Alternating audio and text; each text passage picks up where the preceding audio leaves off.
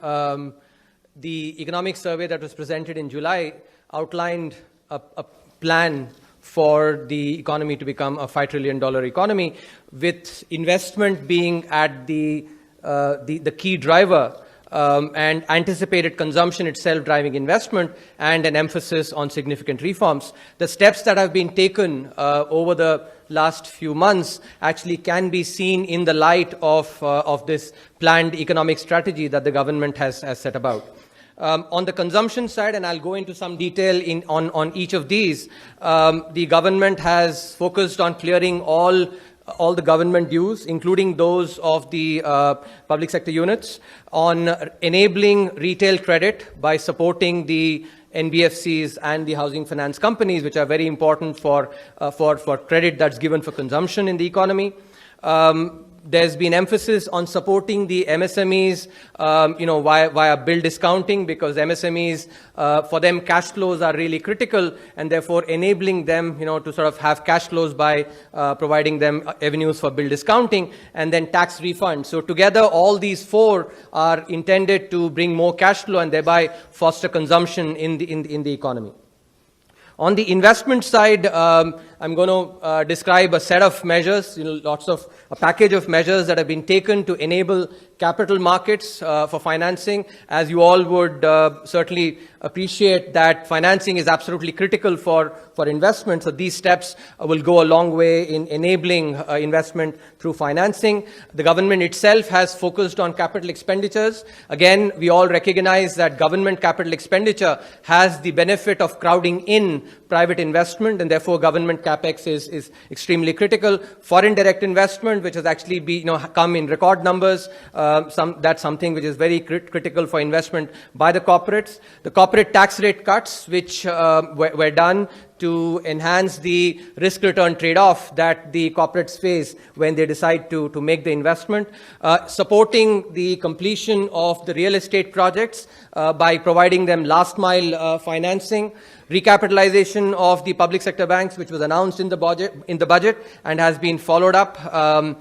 The credit expansion by the public sector banks by emphasizing some of the aspects that were needed to be emphasized, especially enabling honest decision making. The third leg is on various reforms. As has been mentioned already, there is a change in the emphasis on disinvestment to thinking about using disinvestment to enhance efficiency in the economy. The measures that I'll talk about, a lot of them, actually all of them, have used transparent and targeted due diligence to enable that investment really goes where it is intended. The ease of doing business, the improvement in the rankings that happened, in the World Bank's rankings, that's reflected in some of the steps that have been taken. And finally, on labor laws, I'll then also end with talking about some important patterns that are emerging in the economy, over the steps that have been taken in the last few years. So let me get on to the measures that have been taken to support consumption, to support NBFCs and the housing finance companies, which in turn, as I said, are critical for retail lending. Total sanctioned support has been of 4.47 lakh crores, which in fact includes 1.29 lakh crores of pooled buyouts as well of assets.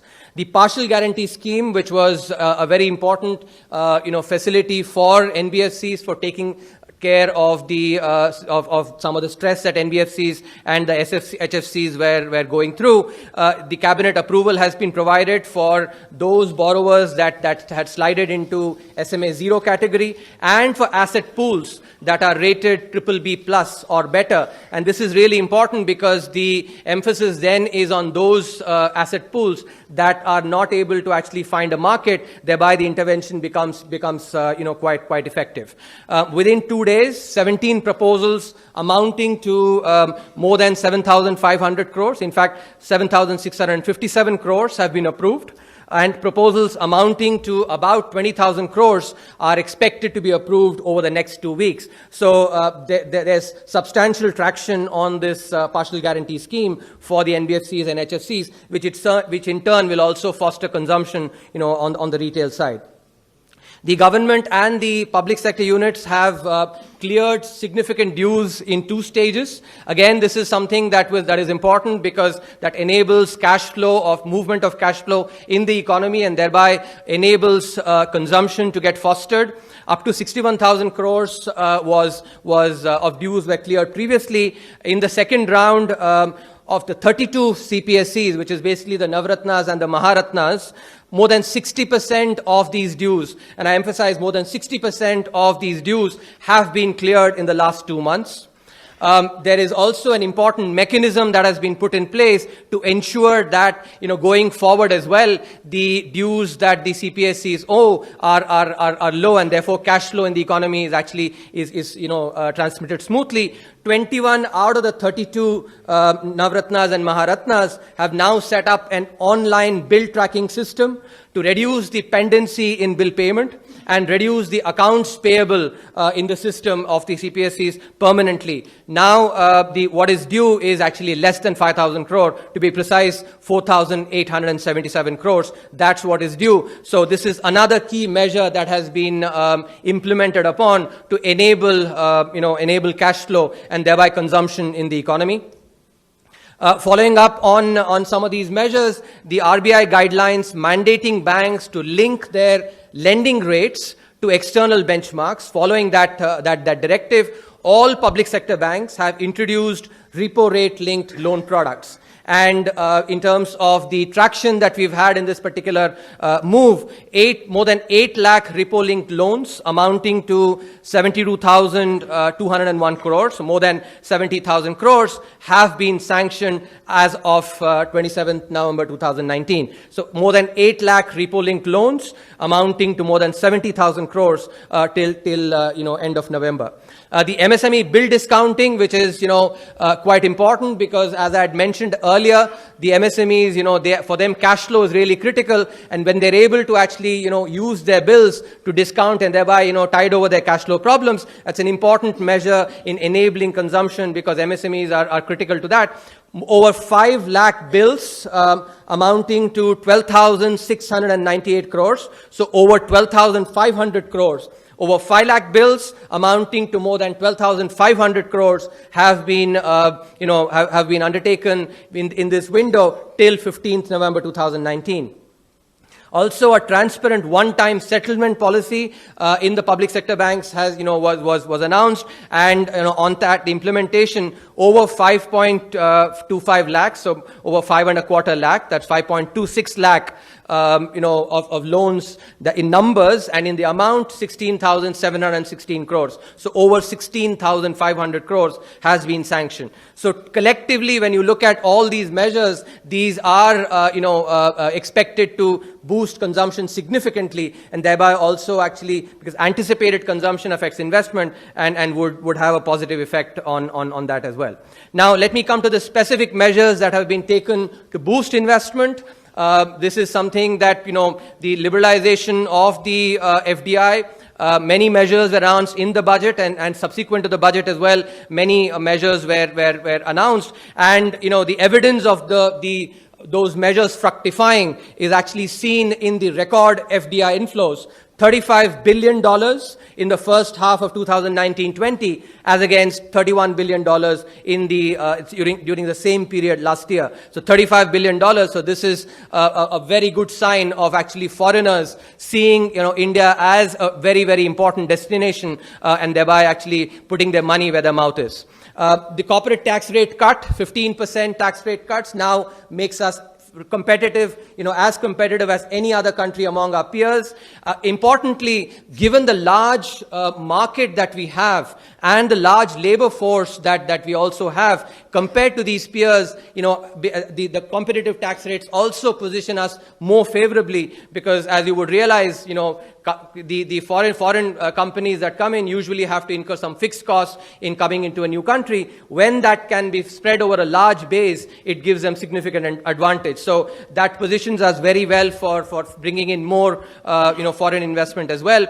Capital expenditure by the government, as I had preambled, at the outset, capital expenditure by the government has the the benefit of crowding in private investment, and of course that happens with a lag, but that is something which is very crucial.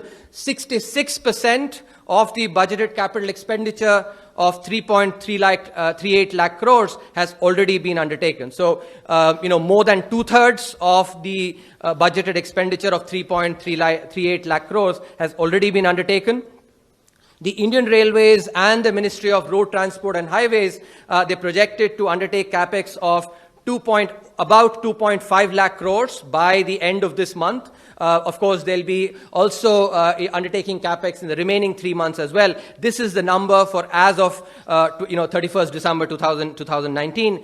The select CPSEs that I had referred to, 32 of the Maharatnas and the Navaratnas, have undertaken capital expenditures of close to 1 lakh crore, precisely 98,000 crores till November 2019, and are projected to undertake further capex of about 60,000 crores in the rest of the year. So together touching about 1.6 lakh crores. So that's the extent of capital expenditures by the government and the PSUs, which would help to boost investment. The realty fund, which is very important given the some of the difficulties that the real estate sector was facing, the fund of about 25,000 crores to be precise has been approved for last mile funding for the stalled housing projects. It is very important to keep in mind here that the actual impact of this fund will be many, many times this, because, on average, the construction cost is about 1/5 of the cost of a project. And if we suppose that on average these projects are half done, then at least 10 times the impact of this last mile funding will be in releasing projects. So about 2.5 lakh crore, just some back of the envelope calculations. Now, this fund, which is basically, has the name Swami, is fully operational, and the investment committee is completing the due diligence on the first set of deals today as we talk. The necessary changes that were required to enable this have been done in the bankruptcy code. Now, what is very important, I must emphasize, actually, I brought this to your attention when I spoke about reforms, is that this has been done through careful due diligence, which requires, as you would appreciate, coordination across several different arms of the government, but that has been done in record time. 6 to 8 weeks as against usually what would take 6 to 8 months. And that is something that is, quite heartening. The fund has found excellent traction from 13 domestic financial institutions, including HDFC, SBI, and LIC. Legal documentation for more than 10,500 crores has already been executed, which is again evidence of actually traction on the scheme. What is important is that this process of due diligence has incorporated some of the lessons that we've gathered from previous episodes of fiscal expansion, so that the investment that is intended here is targeted and transparent, so that it generates the intended bang for the buck. The credit expansion via the public sector banks, budget announced 70,000 crores of equity, 60,000 crores, to be precise, 60,314 crores has been infused already, and 4.9 lakh crores has been disbursed. Of that, 2.2 lakh crores to corporates, about 73,000 crores to MSMEs, and 39,453 crores to retail borrowers. This is basically in the window that was done in October.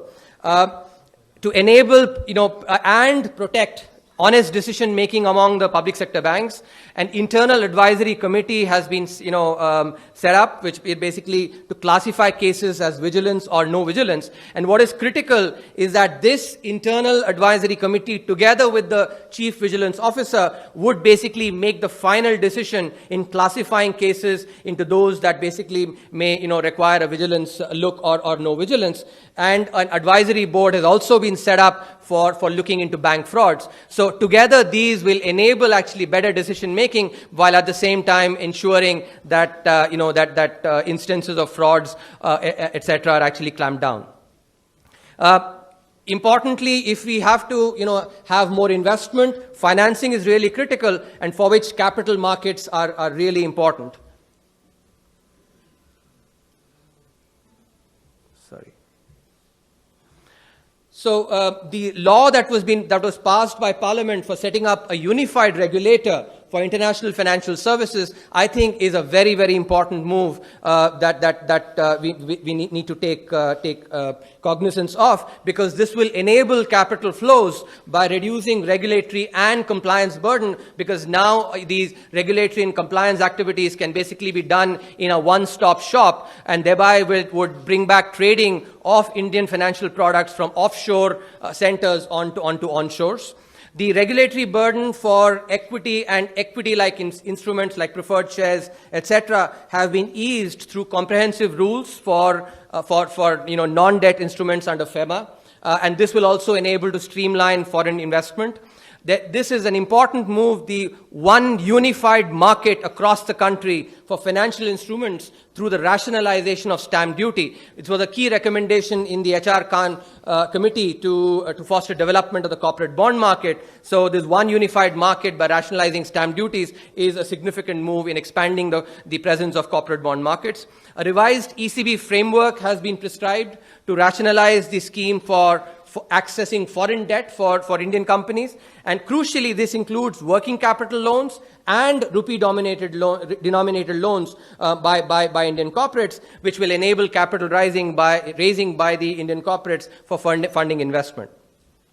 Some more measures on capital markets. A framework for debt ETF has been notified by the SEBI, and the Bharat Bond ETF that has made news utilizes this framework. A framework to allow shares for differential voting rights, which is a very important move for startups, because startups need to avail funding without basically losing control over the company. So the allowing of differential voting rights, shares with differential voting rights, really enables funding for startups, and thereby is an important move for the new economy.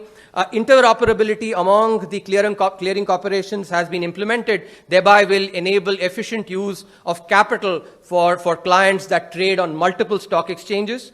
Plain vanilla options in commodities have been enabled, and this will enable hedging of the risks, especially on agricultural commodities. And norms that are applicable to credit rating agencies have been tightened. As you would appreciate, credit rating agencies are a critical cog in the corporate loan market, and this will really enable further development of the credit markets, because investors look up to the credit rating agencies for information on the credit risk of the borrower.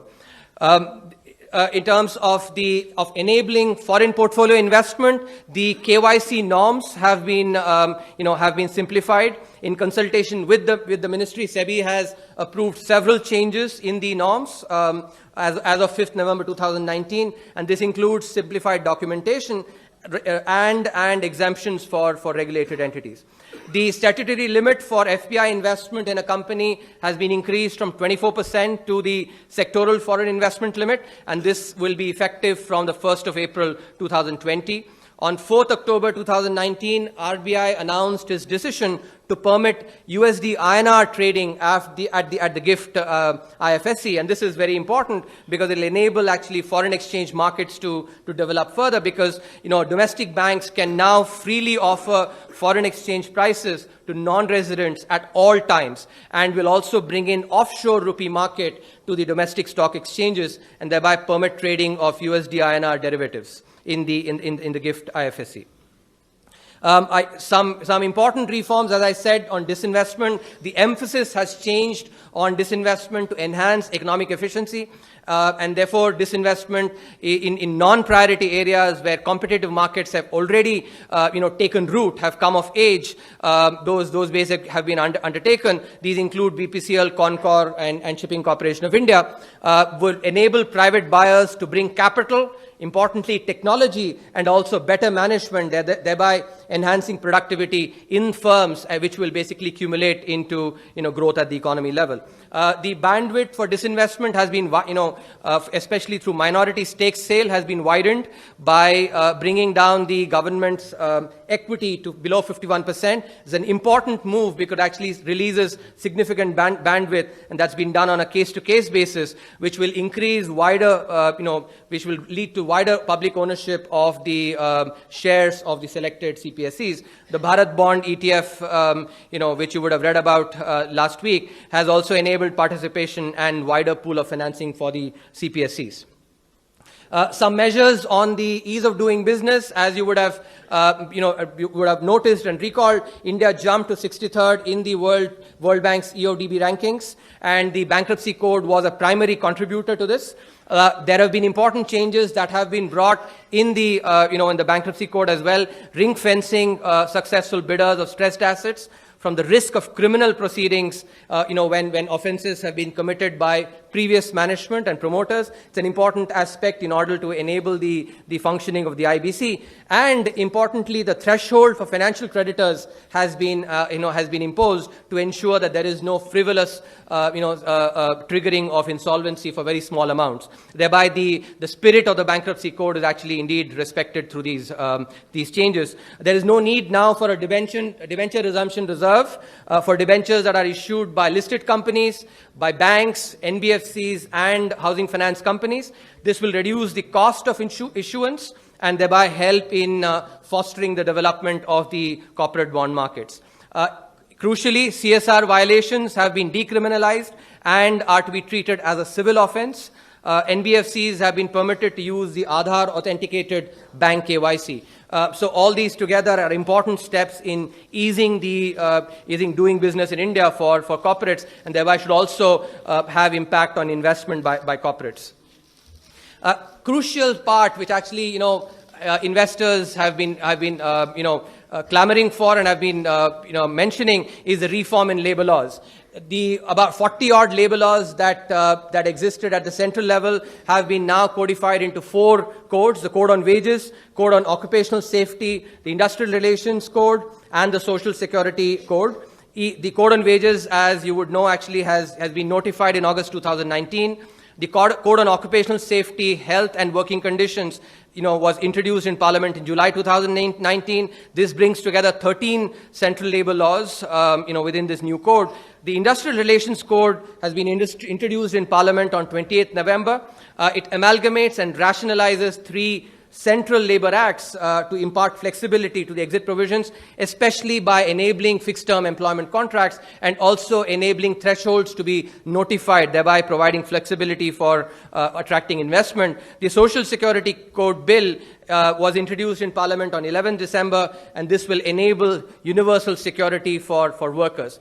To enable the take-home that employees get to take to their home, the contribution of ESIC has been reduced from 6.5% to 4%. This will thereby put more money in the hands of employees, and thereby should also help in fostering consumption. In terms of compliance to labor laws, the web-based jurisdiction-free inspections have been enabled with report to be uploaded within 48 hours. Thereby, the compliance requirement will actually be simplified significantly in the employer-employment relationship.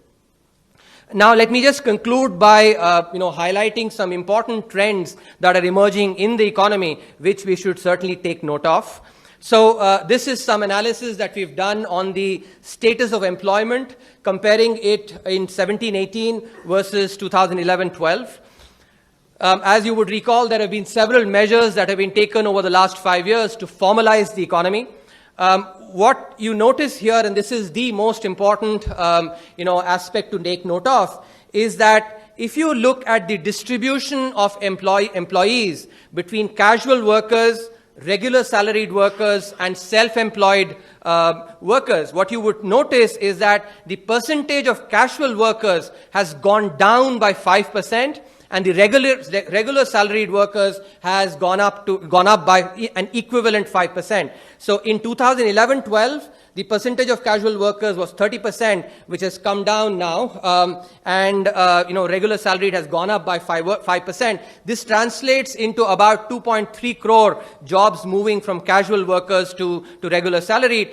Within the self-employed as well, and that's some important variation that one must actually focus on, which is that within self-employed, the self-employed could be an employer, could be an own account worker, which is somebody, a mom and pop store, for instance, or unpaid family labor, which is actually the kid or, let's say, the wife working without getting paid. Within this, the important change that has happened is that unpaid family labor has gone down and own account worker has increased.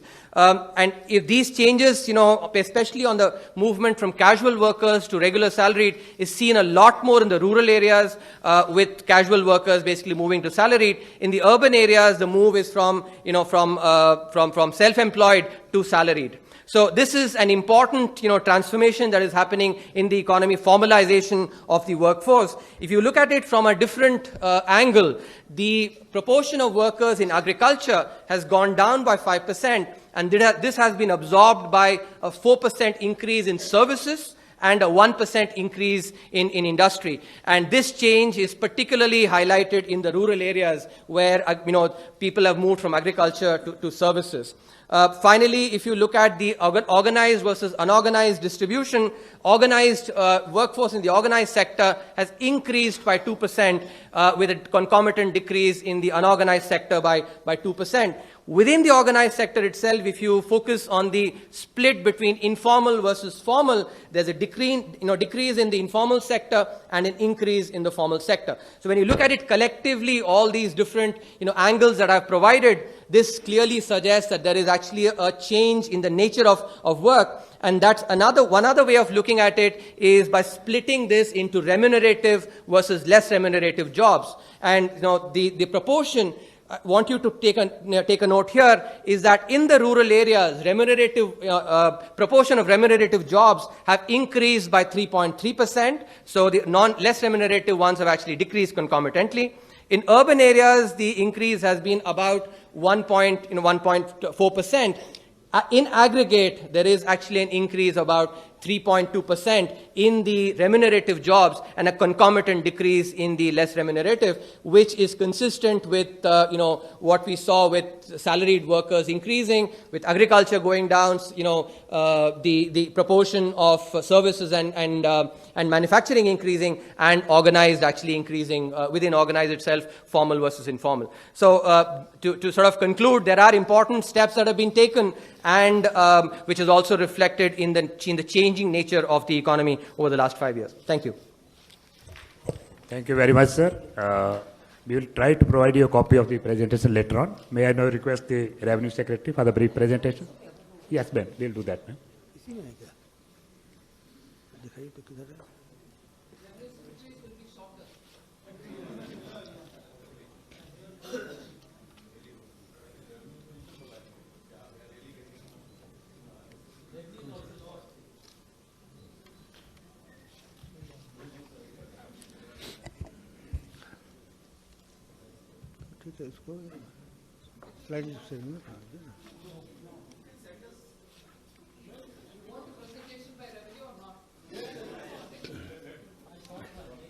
Good afternoon. My colleague, Chief Economic Advisor, has already given you the overall perspective. He has also spoken about how much money is being put in the economy to help and improve. So one of the important aspects was refund of taxes. So here we have given a comparative picture. So basically in the indirect tax, we have IGST refund.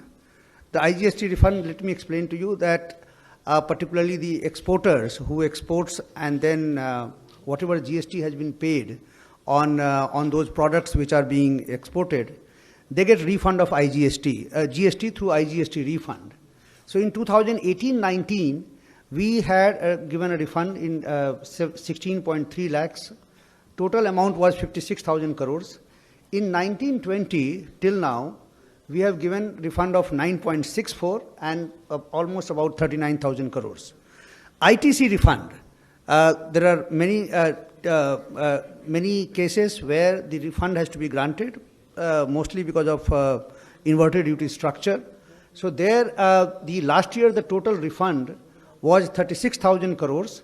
Now this year, because we have expedited refund, because we are trying to ensure that the people get refunds in time, this year, till November, we have already given refunds to the tune of 33,000 crores.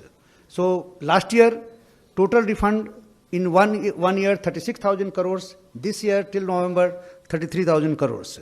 Now, so far the income tax, the direct tax is concerned, the last year total number of refunds that we issued was 1.84 crores and total amount was 1.23 lakhs crore. Now, in this year, till November, rather till 11th of December, we have already issued refund of 2.16 crores and amounting to 1.57 lakh crores. So if you can see increase over 2018-19, in terms of numbers, 17% increase, and in terms of percentage, in case of a direct tax, 27.2% increase. So if you sum total, both direct tax and indirect tax, total refunds that have been issued in this year is amounting to almost 2.2 lakh crores, 2,20,000 crores. Now, what we have done is that in case of a refund, we have in GST, we have made this entire refund process completely automated. Earlier, people used to go and apply before the GST authorities, and then those refunds used to be processed manually. From 26th of September, it's a completely online process. The people are able to file online processing, sanctions and disbursement, everything.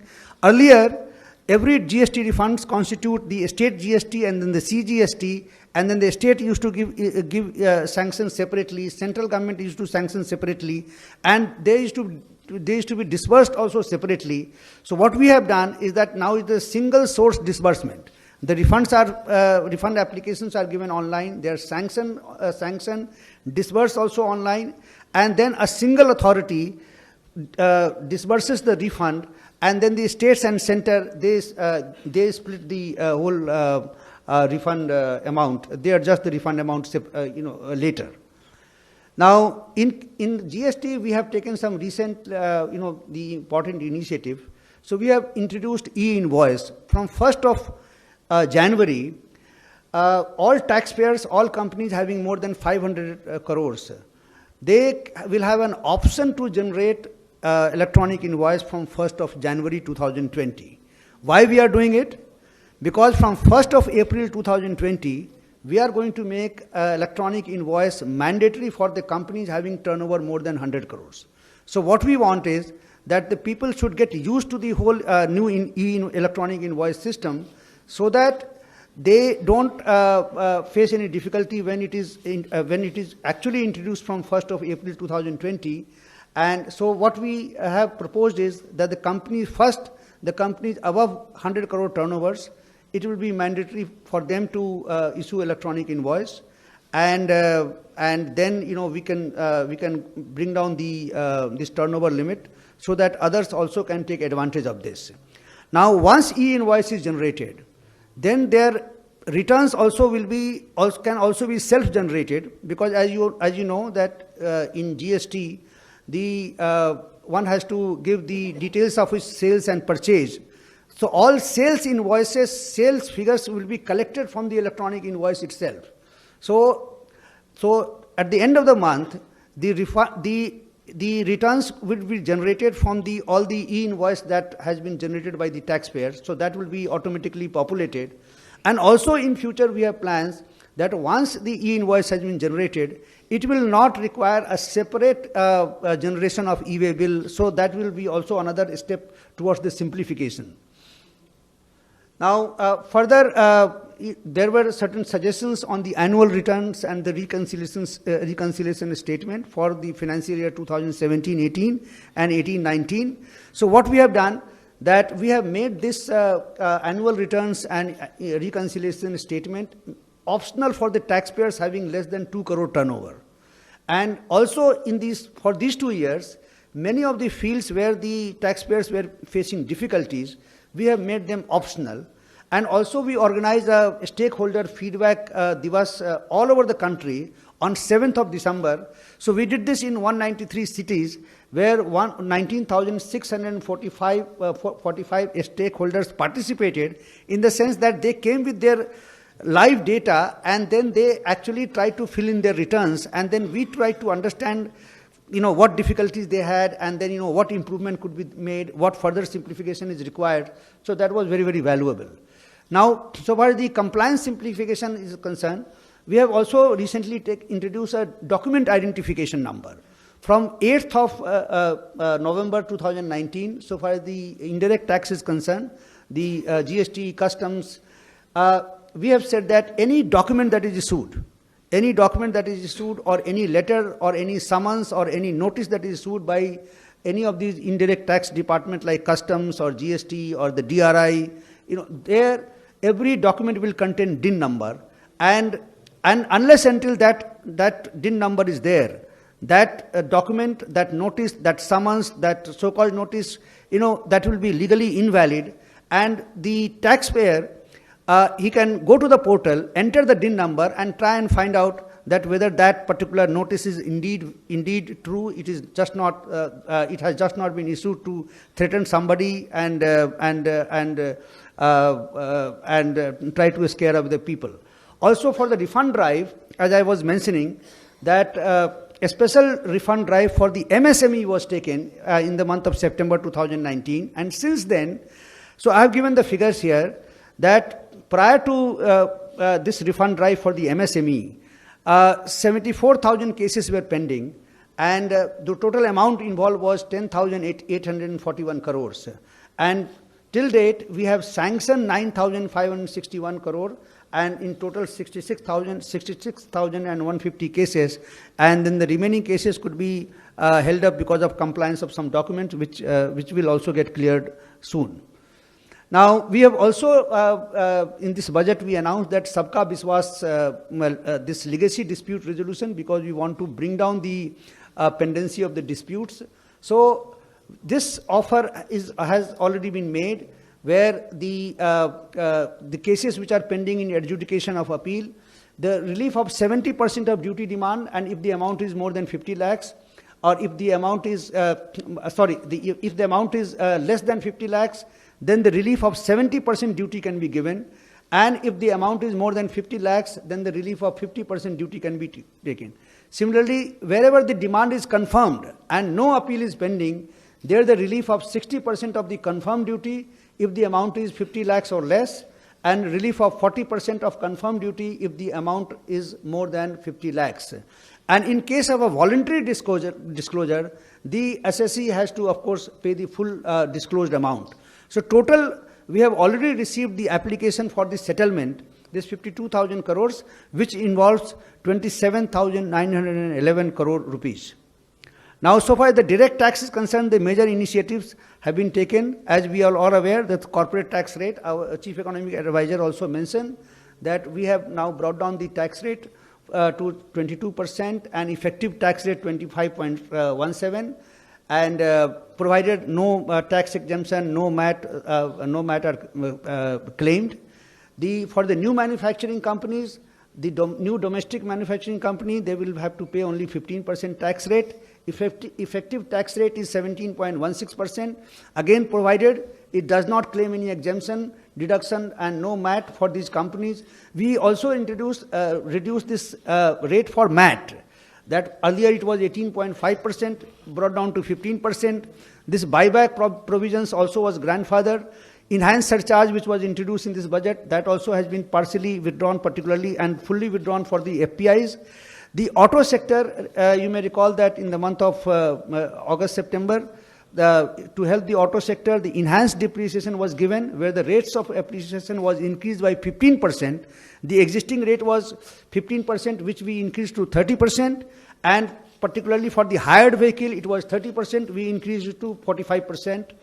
Then, for the ease of compliance, this faceless and randomized assessment was introduced from Vijayadashmi Day in this year, and meaning thereby that a taxpayer in Mumbai, if his case is selected for scrutiny, his case could be assessed by any tax officer in some other country, some other state or the city like Lucknow, and the entire the proceeding will be conducted completely